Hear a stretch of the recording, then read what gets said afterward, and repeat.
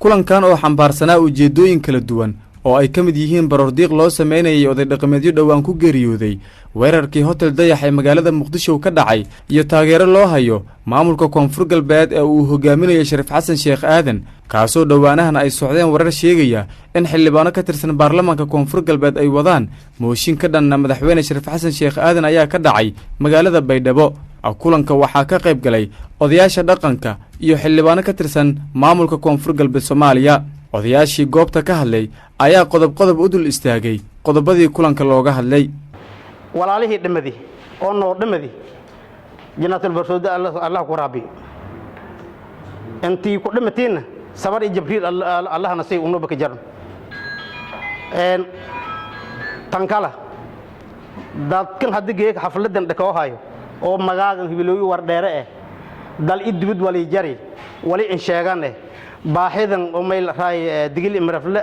geeko ku dhax jarto oo jiri badan ku dhax jaro maysiin ku odsadaan wali dibado roogi wali dalka roogoob in umudan liin gargaaru umudan dhamaado hayto baabacsan biyoogi hobraaban meel raay hor ireedle may ku xungaa odayaalkii reer geerid digil imrafle waasiintii oo ka dhamaadeen hamar iidan ku xun inta asiyaan may kala inta asiyaan dadkii oo ku dhamadeen qoysaskii oo ku baahan inta asiyaan insha Allah taageerada wili inta uu qoylmay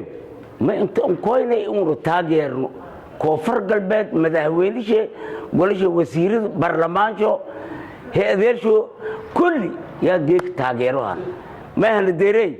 in hamar kaliya dadkii koonfur galbeed yoolay dhuugay yoogi hadii busaaka joog galan waraabo oo dibadad kale yoolay busaaka jaan oo yoogi leey dawlad koonfur galbeed walma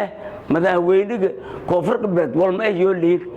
taliyaha qaybta booliiska gobolka Baay Korneel Mahad Cabdiraxmaan Aadan oo ka hadlay kulankii maanta ayaa waxa uu fariin u diray xildhibaanada ku shiraya magaalada Muqdisho ee wada mooshinka ay uga soo horjeedaan madaxweyne Shariif Xasan Sheekh Aadan inay caqabad ku yihiin nabadgelyada iyo horumarka bulshada degta saddexda gobol ee koonfur galbeed Soomaaliya xilli ay jirto xaalad adag oo ay dadka ay la yihiin biyo iyo baad abaarta ay sababtay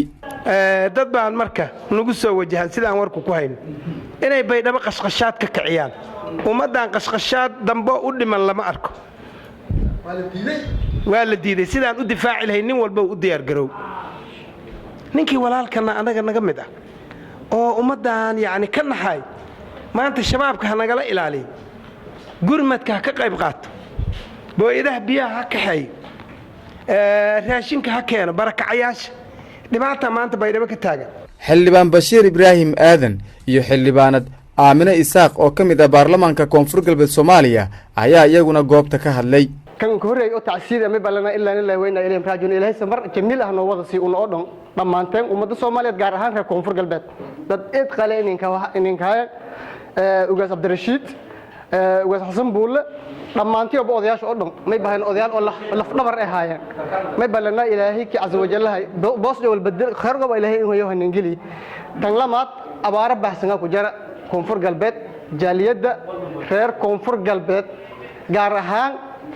dadku uu geekuna ku jeedaan degmada qasax dheer iyo diinsoor iyo tiyeelo iyo zoonkaas oo dhanba may balana wadankii abaare ku jira may la raay wal alla wada karaankiin inuu ku qaadataan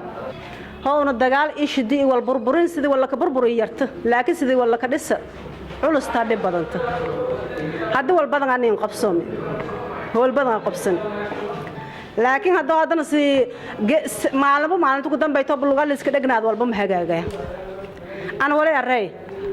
أنا أجبر حلوانة كوفر قلبت كمته ولا باقي كدري كوفر قلبت ملك استيود جين جزاء بنانك ولا باقي كدري أنتي دولدون iftiinku yarneen bahi taageero weyn siino garabka qoban Cabdullaahi Nuur Aadan TV ga waa bari magaalada Baydhabo